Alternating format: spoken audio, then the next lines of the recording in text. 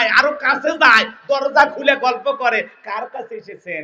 কার খোঁজ করতেছেন? বাদশা। শোনেন আগে শোনেন ভাই, বাদশা তো আমারই স্বামী। আসেন একটু ভিতরে বসেন, একটু চা দেই, একটা বিস্কিট খাইয়ে যান ভাই, খালি মুখে বিদায় নেবেন, আমার তো ঘরে বরকত আসবে না। আছে না? একটা অপরিচিত পুরুষের সাথে এই যে দরজা খুইলা, বাড়ির গেট খুইলা একটা মহিলা গল্প করতেছে, আপনারা বলেন তো জায়েজ না হারাম? আপনি দরজা খুলে নরম সুরে গল্প করতেছেন, আসেন একটা বিস্কিট খেয়ে যান, স্বামীর সাথে তো এত ভালো ব্যবহার করিস না। তোরা যে কি আমরা বুঝি না, কতক্ষণ ঠিক কি না? পুরুষ পাইলে গা ঘেঁষে গল্প করবে এখনকার মেয়েরা। কতক্ষণ ভারতে গেছি, মহিলারা আসছে, হুজুর একটু সেলফি তুল। আমি বললাম খালি তোরা যদি সেলফি তুলে ফেসবুকে পোস্ট করিস, আমার ওয়াশ করা লাগবে না, সব পিটাইয়ে সাইজ করবে। কতক্ষণ ঠিক কমিটির মূলক জনক ভাই তাড়াতাড়ি বের করেন, কি কয় সেলফি বলে তুল। কতক্ষণ আছে না? আবেগ আবেগ, কথা কি বুঝতে পারছেন? আগেকার দাদি নানির তুলনা হয় না। মা বোন যারা বসে আছেন, কান খুলে কথা শোনেন। আপনার বাড়ির দরজায় অপরিচিত কোন পুরুষ যদি আপনার স্বামীকে সন্ধান করতে আসে, এমন কায়দায় ব্যবহার করবেন, দরজা খোলা তো দূরের কথা, ভিতর থেকে আওয়াজ দেবেন, বাদশা বাড়িতে নাই, খুঁজে নেন, মোবাইল করেন, যত ঝামেলা বাড়ির উপর আছে সহ্য হয় না। এমন ভয়ঙ্কর ভাষায় কথা বলবেন যাতে ওই পুরুষ বলে এটা মহিলা না বাঘিনী। আর নরম করে কথা, আসেন একটু বসেন, চা খেয়ে যান, মনে হয় মায়ের পেটের ভাই, তাহলে আদর কর, সমস্যা নেই। কথাকে বোঝা গেল? ব্লাউজ ছাড়া শাড়ি পরা আন্দোলন করে, এরা যেটুকু পরে আছে সেটুকু পড়তে চায় না। ব্লাউজ ছাড়া শাড়ি এমন কায়দায় পরেছে, পিঠটা এমন কায়দায় পুরোটা ফাঁকা রাখছে, মনে হয় আন্তর্জাতিক আর্জেন্টিনার ব্রাজিলের ফুটবল ম্যাচ হবে। কতক্ষণ ঠিক কিনা? যে সমস্ত অসভ্য বেহায়া নারীরা এই আন্দোলন করেছিল, ওদেরকে আমি বলেছিলাম গুগলে সার্চ দাও, সার্চ দিয়ে দেখো কোন দেশে পোশাক ছাড়া মানুষ বসবাস করে, পাসপোর্ট ভিসা লাগায়া ওই দেশে চলে যাও। তোমাদের মতো অসভ্য বেহায়া নারীর জন্য বাংলাদেশের কুকুরও কাঁদবে না। কথা বলেন ঠিক কিনা? কিন্তু এটা 95% মুসলমানের বাংলাদেশ। এদেশে থাকতে হলে অশ্লীলতা উলঙ্গ বানা বেহাপানা করা যাবে না। এদেশে থাকতে হলে আল্লাহর ফরজ বিধান পর্দা মেনে থাকতে হবে। পর্দা করা নফল না ফরজ? অকরনা ফি বুয়ুতিকুন্না ওয়ালা তাবাররাজনা তাবাররুজাল জাহিলিয়াতিল উলা। নারীরা তোমরা ঘরের ভিতর অবস্থান করো, খবরদার জাহিলিয়াতের যুগের মেয়েদের মতো নোংরা অশ্লীল পোশাক পরে নিজের দেহকে প্রদর্শন করো না। নারীরা পর্দায় থাকলে নিরাপদ থাকবে। পর্দা নারীর সিকিউরিটি দেবে, মর্যাদা দেবে। পর্দা হিজাব প্রত্যেকটা নারীর অহংকার। কোন সম্ভ্রান্ত ভদ্র ফ্যামিলির মেয়ে বোরকা ছাড়া বাহিরে যেতে পারে না। কথা কয় না? একটা নারী যদি ঢিলা ঢালা বোরকা পরে, হাত মোজা পা মোজা লাগায়, রাস্তাতে হেঁটে যায়, মনের অজান্তে শ্রদ্ধার সম্মানে মাথাটার নত হয়ে আসে। কথা কও? আর কিছু অসভ্য বেহায়া এমন উল্টা পাল্টা পোশাক পরে, ও পরা না পরা সমান, অর্থলঙ্গ পোশাক পরে রাস্তাঘাটে যায়। যে নারীর পোশাক যত উল্টা পাল্টা, ওর চরিত্রে তত গন্ডগোল। কথা কও? মা বোনদেরকে সাইজ করা লাগবে পরে। চলেন সামনের দিকে যাই, কষ্ট হচ্ছে আপনাদের মনে হয়, সামনের দিকে যাই। বাজান গো, আমার মন খারাপ করবেন না, মা বোনদের জন্য একটু আলোচনা হওয়া দরকার, কারণ বারবার ওরাই দেশের সরকার। কথা কোন ঠিক কিনা? আমার ভাইয়েরা, মা বোন যারা বসে আছেন, মা পর্দা আপনার নিরাপত্তা দেবে। পর্দাশীল নারীর উপরে আল্লাহর রহমত বরকত নাজিল হয়। একটা পর্দাশীল আল্লাহওয়ালা নেককার কোরআন পড়নেওয়ালা মেয়ের পেট থেকে নেককার সন্তান জন্মগ্রহণ করে। আজকের ঘটনা এ বাংলাদেশে, আজকের ঘটনা রে বাজান গো আমার, বৃদ্ধ বাবাকে সন্তান ফেলায় গেল, বৃদ্ধ বাবাকে সন্তান ফেলায় গেল, বাংলাদেশের ঘটনা। বৃদ্ধ বাবা অঝরে চোখের পানি ছেড়ে দিয়ে কান্না করে।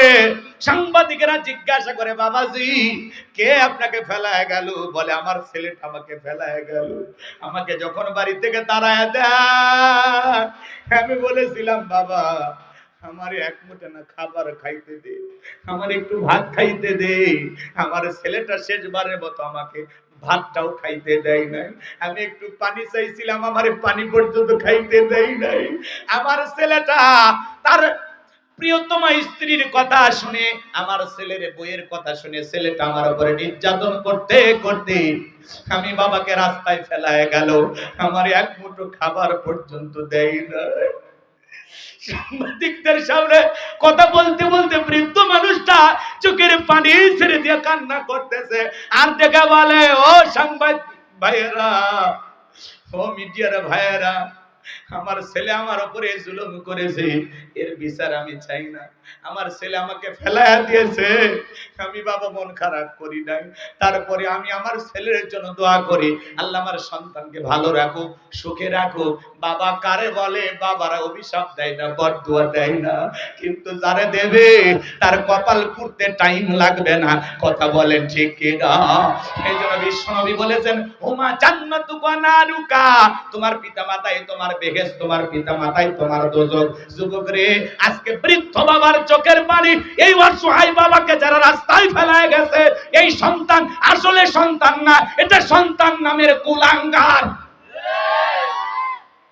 সন্তানকে দিন শিখাইতে পারে নাই। যে সন্তান মাদ্রাসায় পড়েছে, বাংলাদেশে একটা মাদ্রাসা পড়ুয়া সন্তানের এমন চরিত্র বের করে দেখান যে তার বাবাকে ভাত দেয় না, মাকে ভাত দেয় না, বাবা মাকে বৃদ্ধাশ্রমে পাঠাইছে। সন্তান যারা হাফেজ বানাইছে, আলেম বানাইছে, মুফতি মুহাদ্দিস বানাইছে, আলেম বানাইছে, মনে রাখবেন আলেমেরা পিতামাতার কদর বোঝে, আদর যত্ন বোঝে। তারা পিতামাতাকে অনেক বড় মালিকের নিয়ামত মনে করে।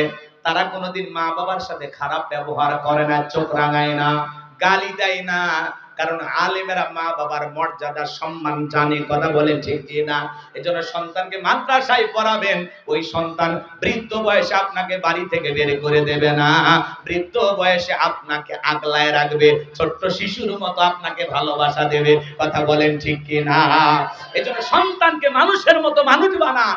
বৃদ্ধ বয়সে আপনাকে বৃদ্ধাশ্রমে পাঠাবে না, ঘর ছাড়া করবে না, রাস্তায় ফেলাইয়া দেবে না। কথা বলেন। এই যে বৃদ্ধাশ্রমে যাদেরকে পাওয়া যায়, সব কোটিপতি, শিল্পপতি, সমাজের শিক্ষিত, কিন্তু কোন আলেমের মা বাবাকে পাওয়া যায়? এমন কি কোন রিক্সা চালক, ভ্যান চালকের মা বাবাকে পাওয়া যায়? সারাদিন 500 টাকা 1000 টাকা ইনকাম করে, এরপরে মা বাবার যত্ন করে। এই বৃদ্ধ বাবার চোখের পানি দেখে আমি কান্না করেছি। মানুষ কেমনে পারে বৃদ্ধ বাবাকে রাস্তায় ফেলায় দিতে? এই বাবা বলতেছে, আমি এক মুঠো খাবার চাইছিলাম, আমাকে এক মুঠো খাইতে দাও। শেষবারের মতো আমাকে এক মুঠো খাবারও দেয় নাই। আমার ভাইরা, বৃদ্ধ বাবার চোখের পানি আজকে আপনাকে আমাকে ভাবাচ্ছে, সমাজ যাচ্ছে কোন দিকে। মানুষ আর মানুষ নাই, দেখতে মানুষের মতো, চরিত্র পশুর চাইতেও খারাপ। মানুষের মনুষ্যত্ব বোধ নাই, আবেগ বিবেক নষ্ট হয়ে গেছে। কথা বলেন ঠিক কি না? আল্লাহ যেন জামানার সকল সন্তানদের হেদায়েত দান করেন।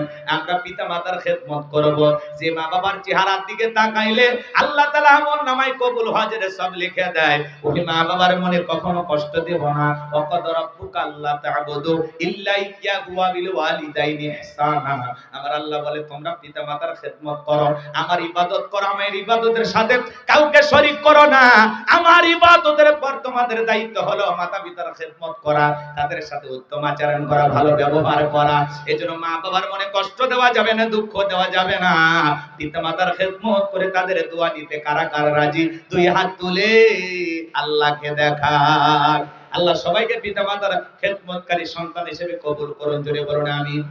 আরো জোরে বলুন আমিন। আপনার বাজান গো আমার এলোমেলো হয়ে যাবে, এলোমেলো করার সুযোগ নাই। তাহলে আপনি আমি সালাত আদায় করব, অন্তরে ভয় থাকবে কার? আরো জোরে বলেন কার?